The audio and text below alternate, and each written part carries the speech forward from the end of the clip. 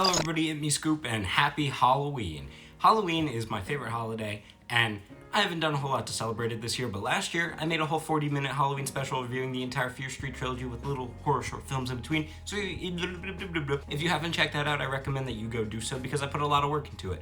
And it's kind of cool to see how far I've come since then. Anyway, I just watched The Barbarian on HBO Max, and I wish I would be able to sleep again sometime soon. I'm kidding around. I mean, it's not that scary. I actually did sleep with the lights on after I watched it. I had the LEDs in the door frame set on like white, because sitting in my bed back there and just having this big black doorway stare at me, I literally couldn't do it. I couldn't sleep. So I had to put the LEDs on. It was really, my roommate didn't come back until like 3 in the morning, so he didn't really care. He just passed out. But yeah, that was actually kind of funny. So if you haven't heard of this movie, or if you haven't seen this movie, I'm gonna give you like an incredibly basic plot summary, because if you're interested at all in horror, that's probably why you clicked on this video, go watch it. Like, the less you know about this movie going in, it just makes it 100 times better if you know nothing. So, basic plot summary, this girl named Tess, she's in Detroit for a job interview, so she books an Airbnb. And when she gets to the Airbnb, it's late at night, there's not really anywhere else to go. She knocks on the door because the key's missing, and there's another Airbnb-er staying in there. That's no bueno. So anyway, she's, in the house because it is also technically her Airbnb. They're spending a little bit of time together until she finds something in the basement. And it's not a physical object, it's like a hidden door into a very spooky area that should not be in any house ever. Hopefully they destroyed the set. It's so creepy and gross. So that's all I'm gonna tell you about the movie. There's a lot more to it than that. It reinvents itself constantly. It's a spectacular movie. If you haven't seen it, go watch it because this entire video is spoilery as it is a typical Scoop review. So if you're checking out now, thank you for watching. If you're gonna keep watching, let's talk about this crap. So yeah, this movie has some of the best marketing I've ever seen. Because like I said, the initial trailer was already pretty good. It was just kind of a standard, decent horror movie. It starts off like it's almost gonna be a rom-com, because it's the two of them in the Airbnb kind of awkward situation. Then it dives into the full horror with the creepy voiceover and the spooky rooms. I mean, that shot of the bedroom with the camera, holy crap, man. That one shot, it's just, I don't know how they did that in one shot. It's so creepy. The cinematography in this movie already is amazing. That one shot, holy shit. So what really caught my eye was that I saw the trailer, I sort of had it in the back of my mind, and I was like, oh, Barbarian, that's a movie I kind of want to check out. It looks pretty spooky. And then 2 or 3 weeks ago, I'm sitting on my couch at home for fall break, and I'm scrolling through YouTube, and I see a trailer for Justin Long's new movie. And I'm like, Justin Long's new movie? Are they pulling an Unbearable Weight of Massive Talent where it's a movie about Justin Long playing Justin Long and kind of making fun of his career a little bit? I'd be so down for that. Who doesn't love Justin Long? So I click on the movie, and it starts, and he's not playing Justin Long, he's playing some guy named AJ. AJ's gotta go back to his hometown and do some liquidating, whatever. It's kind of your typical comedy vibe. It's made by the studio who made Alvin and the Chipmunks and Only White Dudes Know or something like that. And AJ shows up at the house. I'm watching the trailer and I'm like, I feel like I've seen this before. And then he goes inside and there's someone else's suitcase in there, and he's on the phone with his realtor. He's like, does someone else stay in here? And I'm like, no, I've seen this before. And then he opens the door to the basement, and then it dives right into a trailer for the actual Barbarian movie. Oh my God, that's the coolest thing I've ever seen. Somebody here?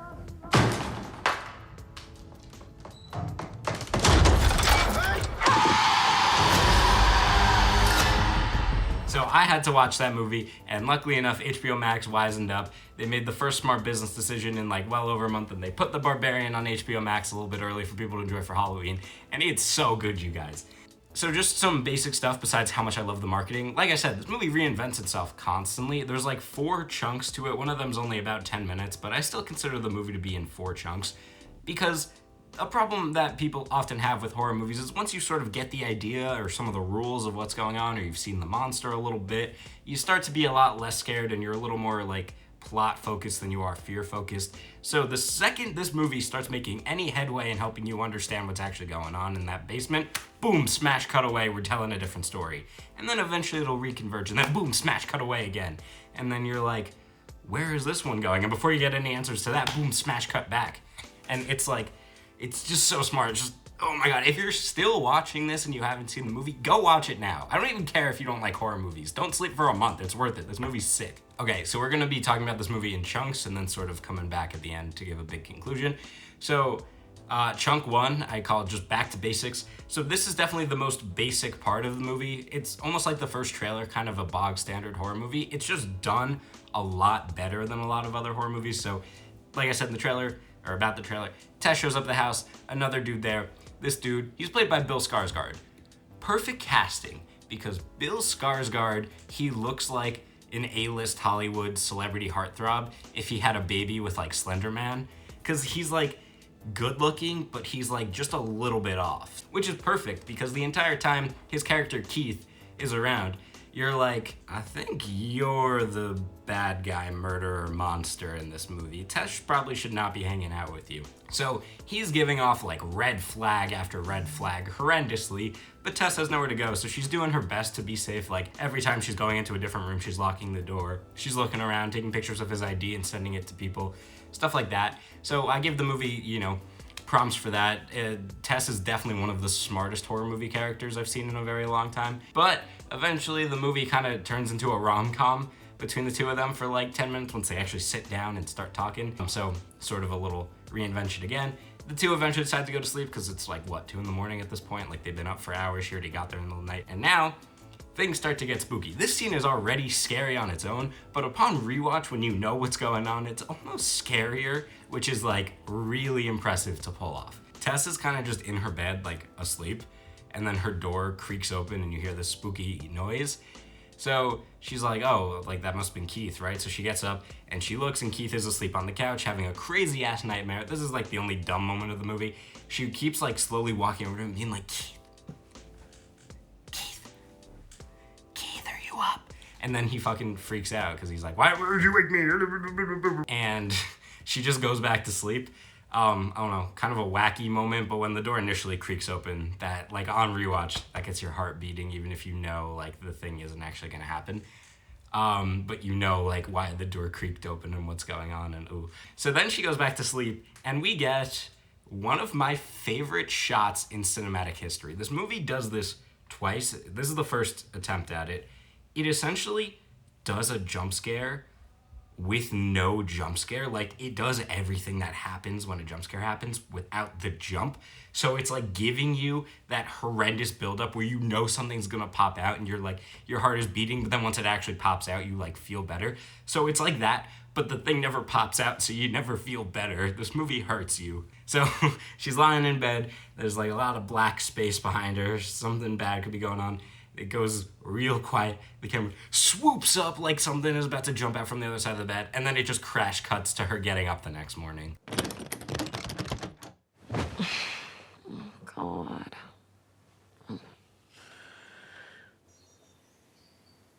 Like, goddamn, bro, that is spectacular. So she does her little job interview, and she sees that the town she's staying in is, well, it certainly is part of Detroit. I'll say that much.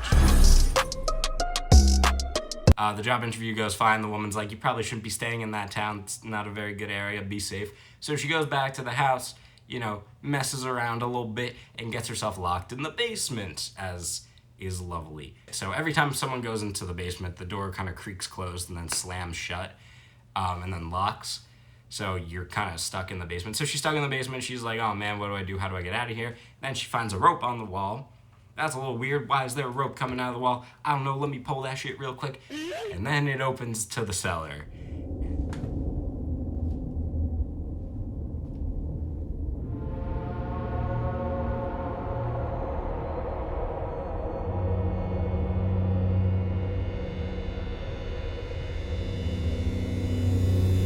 Nope.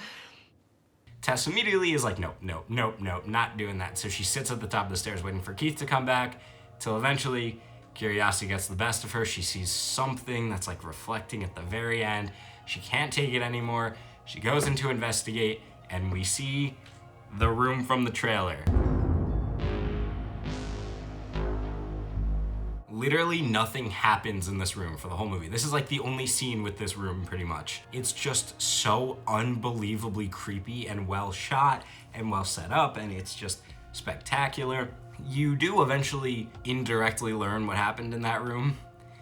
It's awful, like, oh God. But at the moment, it's just giving off the worst possible vibes. I mean, the bucket, the handprint on the wall, the bloody mattress, the spooky ass old camera. Yikes. So once again, she nopes out of there. The second she runs out of that little hallway dungeon cellar area, Keith comes home, they bang on the window, they get it open, she gives Keith the key, lets her out of the basement, and she's like, no, I'm leaving this house, like something is wrong here, I can't be here, I'm gone. And Keith is like, yeah, no, hold up, I'm gonna give her another red flag real quick, I'm gonna tell you not to leave it, I'm gonna go into the basement real quick. So he goes to look at it, he doesn't come back up for a minute or two, so Tess is like slowly creeping to see what's going on. She's like, Keith, what's going on, bro? And she looks into the hallway, and she walks to the end of the hallway, and she checks the room, because she thinks Keith is in the room, and then they do that stupid thing where the person checks under the bed, and the thing isn't under the bed, it's behind them. Except there's nothing behind her, so once again, they do a jump scare without the jump, and it just adds so much stress to this horrendous situation. No one wants to be in this room in a dark hallway in the basement anyway, bro. Come on now. So then, as it turns out, right outside of that room, there's another door that goes down and down and down. This shit would make such a good video game, bro. Like, imagine a Barbarian, like, maze game in this hellhole of a dungeon in this person's basement. That would go so hard. So she's slowly creeping down, and she's hearing Keith scream for help. I'm not gonna lie, I wouldn't be a big man in this situation. I would probably run out of the room screaming and call the cops and be like, something weird is going on. Please come check out the house. I think someone broke in and kidnapped my roommate. But no, she decides to go after him. She's creeping through the basement, and it's humongous. It's like multiple flights of stairs down in this dark dungeon pit. There's like cages everywhere. Like, what is going on? She's spooking around. Eventually, we get a Keith jump scare. Brew! Gotcha. Scared you. And Keith is like, gotta go. We gotta do. And she's like, no, we gotta go that way. And he's like, no, there's a person down here and they bit me. We gotta go. So like I said, when you hear there's a person and they bit me, you're like, what? I thought, first of all, you think he's the killer, because that's how every other horror movie would go, and there's nothing in the marketing. There's not that much about Keith in the marketing anyway, so you would imagine he's the killer. So when he's on the back foot, you're already freaked out. When he's saying there's a person who bit him, you're just like, what is going on here? So they're like yelling at each other which way they have to go. Tess wants to leave. Keith thinks that's the way the person is, until Keith gets grabbed from behind, gets his brains all smushed against the wall, and we see this disgusting monster lady in the basement.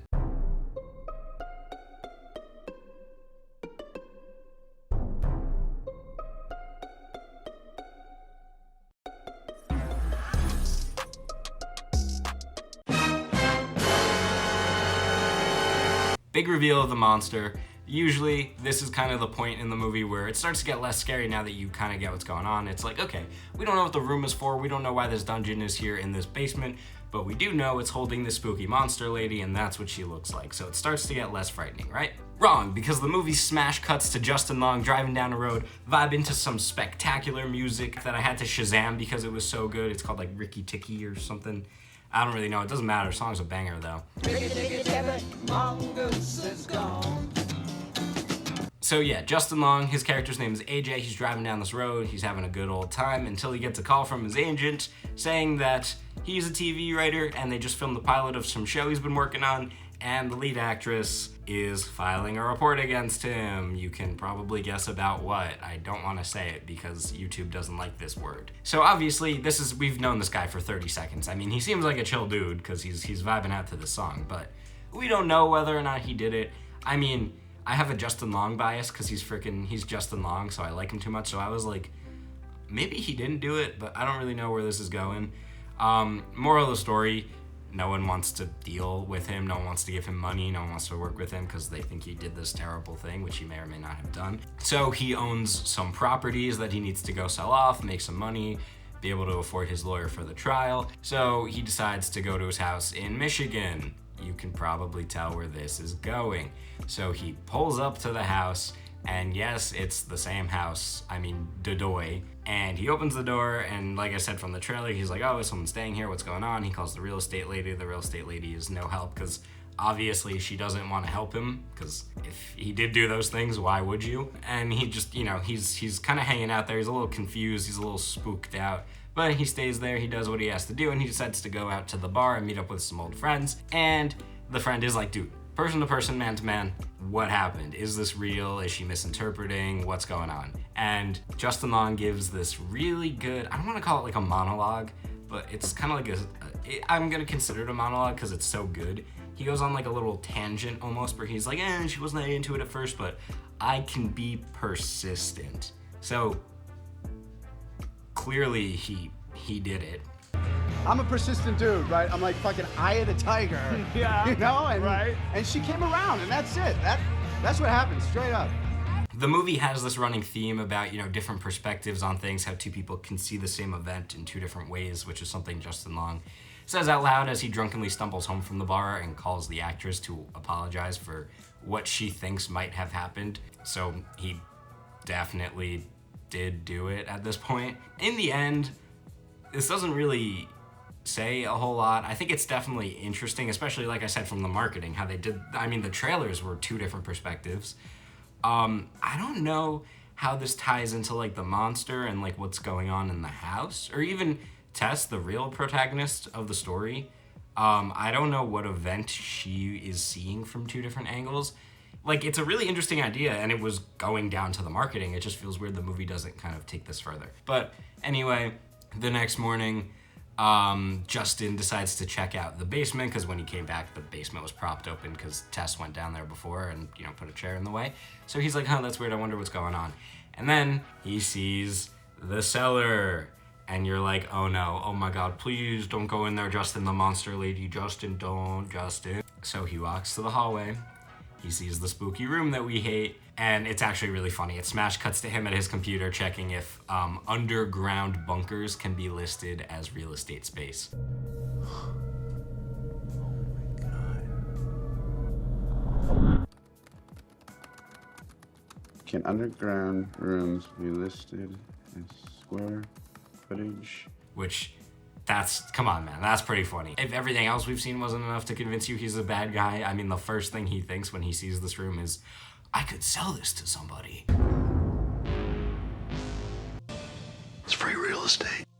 So he busts out the measuring tape, he starts measuring it. I really like this sequence. I'm gonna try to go fast through the rest of Justin Long's part because it's not very eventful, but it is my favorite chunk of the movie just because it's kind of silly. Like, he's going through with the measuring tape, and then he finds that it goes further down, and instead of shitting himself like a regular person, he's like, look at all the, hey, it's free real estate. So he goes and he's measuring through the tunnels, and he's just like measuring around these cages that are incredibly suspicious with his flashlight, and he just brought a little knife with him just in case because he thinks there's like a squatter down there. Until he comes across an interesting room that's lit up from a television set with a video on how to breastfeed. We'll get there. So he's like, that's weird, like, bad vibes, until his tape measure gets ripped out of his hand because it goes all the way, and you're like, oh, well, Justin's gonna die from this spooky monster lady, isn't he? So we get a spooky monster lady jump scare. Justin starts running away, and he falls into a pit, gets jump scared by Tess, who's also alive in the pit. The pit gets closed on top of them with this great thing, and boom, smash cut once again. That was probably really loud in the microphone. Oh, holy shit. But that's how it feels to watch the movie. You're like, oh my God, what's going on? Where are we? He just fell into a pit. Oh my God, Tess is still alive. How many days has it been? Boom. Now it's a different form factor. The color's so sharp it could cut your goddamn eyeballs out. And it's in like the 60s or something, bro. I don't really know. Just roll with it. So this nice guy comes out of his house. He's got to go to the supermarket, buy some groceries. Kind of nice. Oh, it turns out his wife is pregnant. So he's got to buy some stuff for the pregnancy. Oh, they're doing a home birth. That's cool, I guess. Okay, kind of nice, He goes out in the parking lot and he sees a nice lady and he follows her home. And then he goes into her house pretending to be a water service repairman. Oh, he just unlocked her window. Oh my God. Oh, no, turn it off. And then he decides to go back into the basement of his house. So yeah, that chunk of the movie is like 10, 12-ish minutes, pretty short.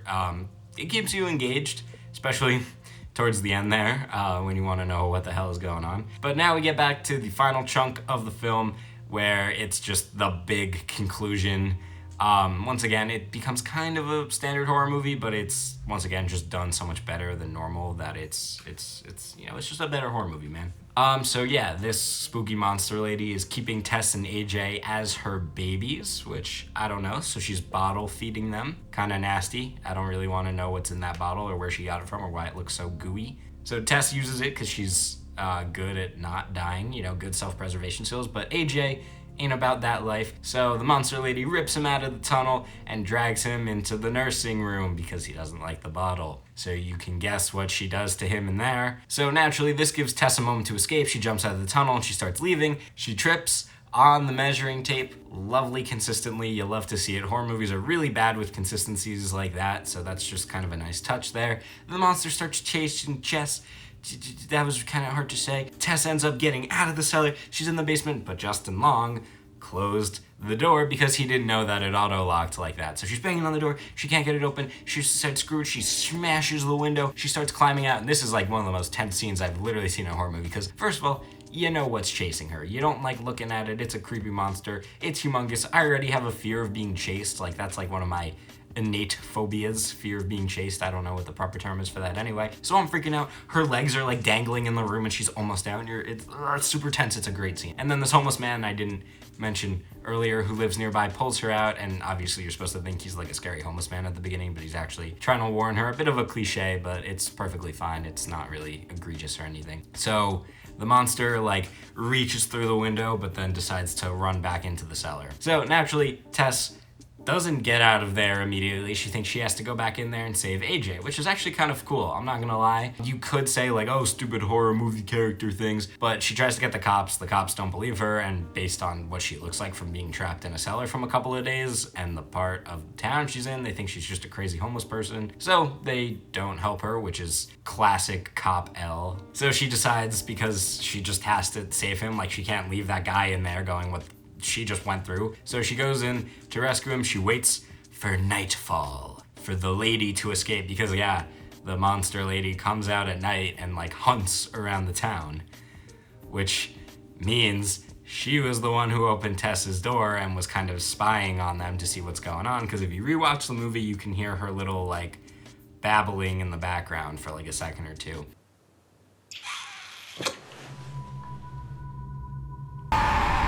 So that's lovely. So anyway, Tess is in her car. She's got the car pointed at the house. The monster lady breaks out of the door. She smacks her into the house with the car. The monster lady almost breaks in because Tess's car starts braking, but she dies. Tess runs back in. Justin Long, meanwhile, is going on his own odyssey because obviously the monster had to leave for all of this. So Justin Long breaks out of the feeding room and he's running through the tunnels until he finds a mysterious room with an old dude in it who's like on the brink of death. Interesting thing to just throw in there, but yeah, no, let's see what's going on here. So Justin Long is trying to be nice to the guy, and he's like, oh, what do you need? And then he sees that there's these tapes along the wall, and some pieces start coming into place. And this is the guy from the flashback. And oh my God, Justin, don't watch the tape. Oh dear Lord, turn this off, Justin. So, if you're curious, the movie doesn't say a whole lot of this, but what you can gather, I mean, they tell you probably the most important part that you need to get all this. Essentially, this guy that we watched this flashback from in the 60s is a serial woman attacker. Clearly, what he's doing is breaking into these women's houses, kidnapping them, taking them to that room,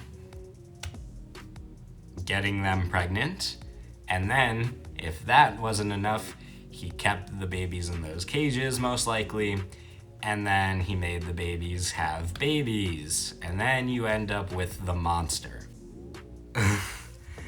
It's so upsetting and like gross, and then it makes you feel bad for the monster once you know what it is, cause like, that's so fucked up, dude. So Justin Long is obviously yelling at this dude like, why would you do that? Why would you film that? You're a monster. You're a horrible person. The dude pulls a gun. Justin Long is like, hey, whoa, I'm just messing around here, buckaroo. And the old guy decides to leave the server a couple minutes early, if you know what I mean. He's had enough gaming with the boys. Time to log off. So Justin takes the gun. He's going through the tunnels because he doesn't know where the monster lady's at. He's spooking through the tunnels. Tess is also spooking through the tunnels looking for Justin Long and probably guess where this is going. Justin Long accidentally shoots her, and he tries to carry her out of there. The two manage to escape, but we see the monster lady is no longer smushed between the car and the house. The homeless man provides them refuge, explains like a few of the points I just made, like one or two of them. He basically just says, this is what happens when you make a copy of a copy of a copy. He used to bring women down there,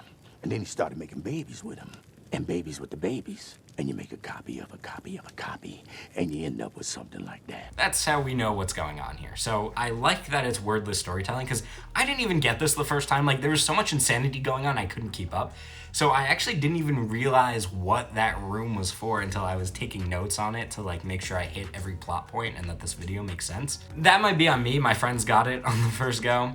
That's what the room was for. Yeah, the whole movie is just kind of fucked. This is really the only bad moment of the entire movie, which, I mean, for a horror movie, that's pretty impressive.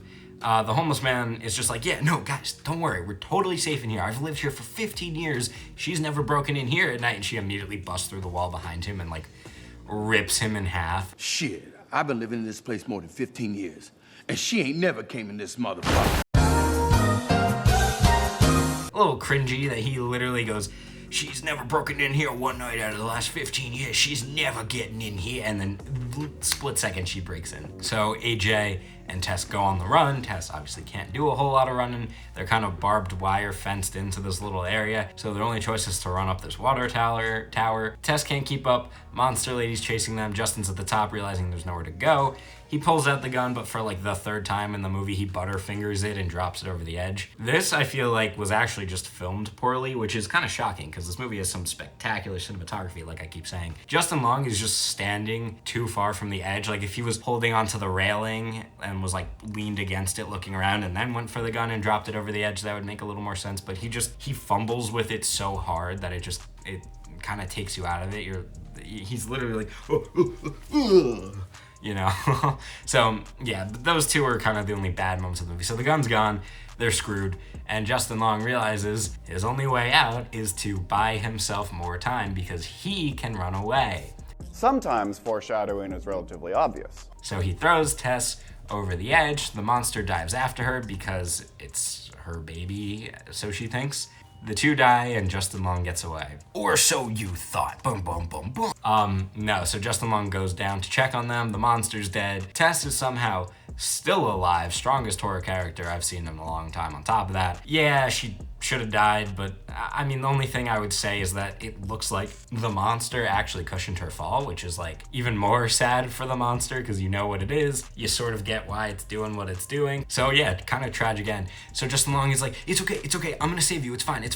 I'm not a bad person. I'm a good person, because that's his thing throughout the whole movie is he apologizes for what she thinks happened between him and the actress, and now he's saying like, I'm sorry, you slipped, there was nothing I can do, blah blah blah blah. And then the monster gets up, rips his eyeballs out, and then rips him in half. This part you see a lot more than the other deaths because this guy kind of deserves it, but at the same time you can't help but be like invested in his character. Like, he deserved a brutal eye-melting death, but you still like him in a weird way. Like, you know he's a horrible person, but he's Justin Long, so they picked a spectacular actor for the role once again, because Justin Long just has this inherent likableness to him, you know? And we're going to talk about your new film, Barbarian. We know the director of Barbarian, Zach Krieger, said when he wrote this, he was looking for this age's Tom Hanks, and he came up with you. Wow. But Tess manages to grab the gun and kind of solemnly shoots the monster. And the monster, I don't think knows what's going on, but she knows that Tess is probably gonna die, so she like kisses Tess on the forehead, and then Tess shoots her in the face. And the second the gun fires, cut to credits. Once again, this is not necessarily bad, it's just I didn't really see the need for how dramatic that cut to credits was, especially because in between the names and the credits, you see a few more shots of Tess getting up and walking away, and then eventually they just stop happening. Like, Tess walks out of frame and that's the last one. I feel like if you kind of just, if like the second the gun shot and the music for the credits started instead of it actually cutting to credits, that would have been a little bit better. Kind of a nitpick, but that's a personal thing.